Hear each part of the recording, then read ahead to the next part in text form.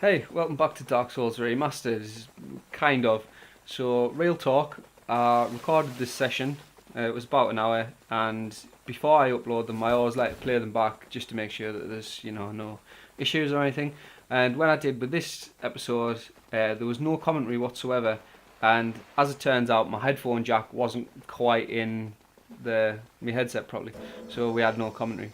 So instead of just uploading 50 minutes of silent footage or just not uploading it at all, I've decided to just kind of like cut together the highlights of this episode, so there's no, for the sake of continuity.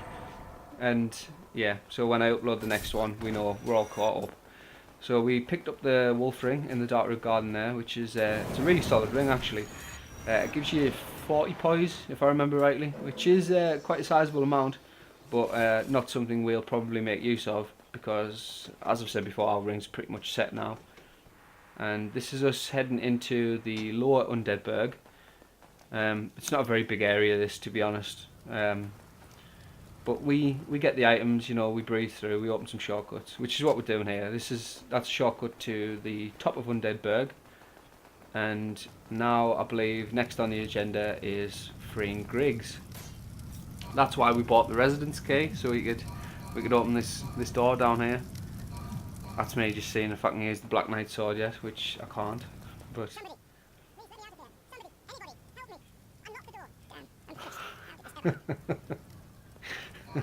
so yeah, we used the residence key there to free Griggs. And as I'm sure you can tell, I'm running this on double speed because even though I've cut large parts of it out, it's still like quite a lot of content that we don't particularly need to sit through. And putting it on double speeds inadvertently turned Griggs into a chipmunk. But yeah, Griggs is the sorcery vendor, so if we were planning on going down a sorcery path, then he's the guy we'd buy our sorceries from. He'll now return to Firelink now that we've saved him. But yeah, I've decided, and I think I do mention this in the next episode. I've decided not to bother with faith or sorcery, and instead I'm just going to go for pyromancy. The main reasons being is that while we're using the claymore at the moment, I do transition to the Black Knight sword later on, and you can't buff that. So that kind of makes faith and intelligence a less attractive proposition, since a large portion of wanting to put stats into that is for the weapon buffs.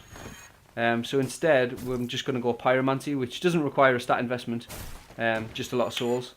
So we're going to do that instead. And the main reason behind that is I think instead of dumping 20 levels worth of stats into faith or intelligence, I can just put them into a stat we'll make more use of. So yeah, that's basically where my head's at. I do have a backlog of several episodes, so in the next episode you'll hear me sort of wondering about that anyway, but as it is right now, I know what's happening. So yeah, we picked up the thief set there, and I've put the thief hat on because it looks sweet. And this is us opening the shortcut back to Firelink. And there's a little trap here, as you can see. Normally what happens is that guy's hidden out the way and you try and attack this guy and then he blindsides you. But, we're too smart for that. So yeah, up these stairs, and this takes us back into the big long tunnel right near the top of Firelink. So we're going to open that up, and this is a major shortcut. That's the undead female merchant, who's she sells some pretty useful stuff actually.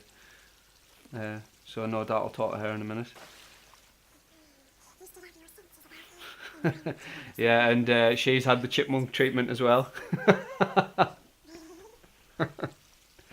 But yeah, homemade bones, charcoal, pine resin, any of the pine resins, and poison arrows. They're some of the more useful things that she sells in an infinite amount of.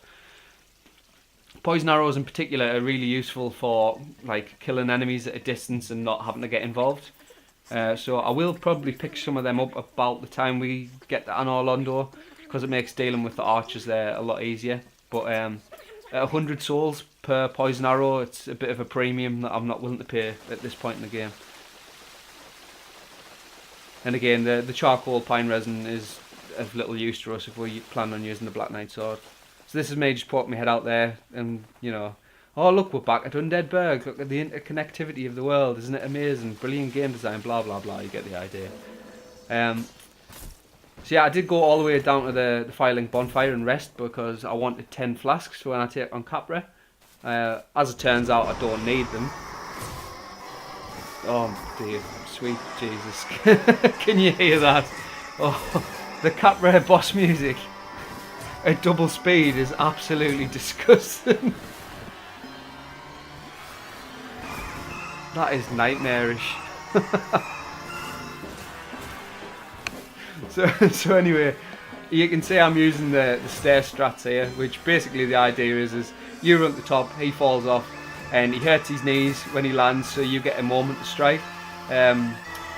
If you manage to stay up and jump after him, you get the plunging attack, which does a lot of damage, as you saw there. And to be honest, that's all there is to this fight. The thing people struggle with Capra is they don't take out the dogs early. That's the secret, if anything. Because then you get staggered so easy, and then he hits you hard and you die. Kill the dogs first. Use the stair strats, and it's a really easy boss once you've got like that pattern down. So yeah, we're into the depths now. This is our first look at the butchers. And I remember when I was commentating this originally, I was like, what is it that he's actually cutting? It just looks like a giant brain. But the brain of what? I don't know. Anyway, this is us picking up the Large Ember. Large Ember allows us to upgrade our weapons to +10 when we give it to Andrea, which is really useful. Definitely something we'll be making use of later in the game, and definitely a reason why you'd want to come to the depths in the first place. This is us freeing Laurentius, the guy who will teach us pyromancy.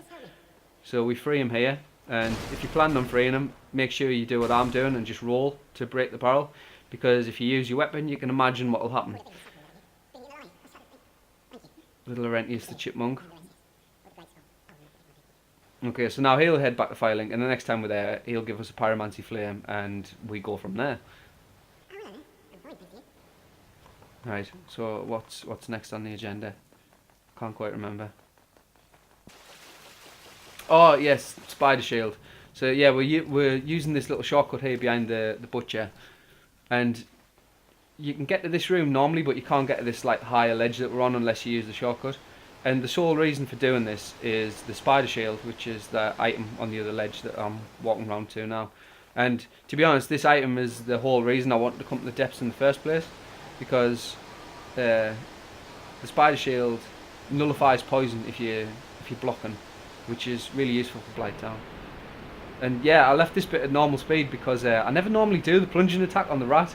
I normally just jump off and like leg it, but I did it here, and I've never actually seen that animation before, and I was just like, yes, that's so cool, right in the dome.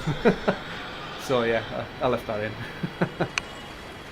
But yeah, the spider shield, obviously just having it equipped isn't enough to deal with poison. Like if you get hit on your body, or you know, you're not guarding, you still take poison build-up, but while if you block an attack with it, that you don't get any poison build-up, which for Blighttown is incredibly useful, because everything there, everything causes poison, and the worst of all is the dart blowers, which they cause toxic, which is, it's the same as toxic in Pokemon, it's just worse poison. But the only way you can cure toxic is with the blooming purple moss clumps, and they're a lot rarer to come by, so most of the time you won't have enough to like repeatedly just cure it, and you end up dying to it. But yeah, that's why we got the spider shield. This is us going to the bonfire now, and we're going to rest up here, then take on Gaping Dragon next time. So thanks for watching, and I'll see you in a proper episode next time.